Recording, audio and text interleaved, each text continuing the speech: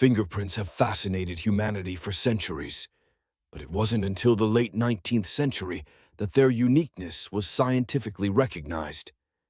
In 1892, Sir Francis Galton published a groundbreaking study demonstrating that no two fingerprints are alike. He meticulously analyzed ridge patterns and minutiae, laying the foundation for fingerprint identification.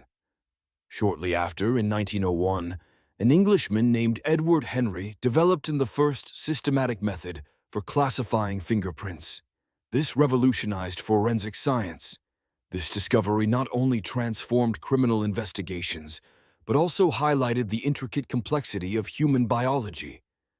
Today, we understand that fingerprints form in the womb, influenced by genetic and environmental factors, making each print as unique as a snowflake.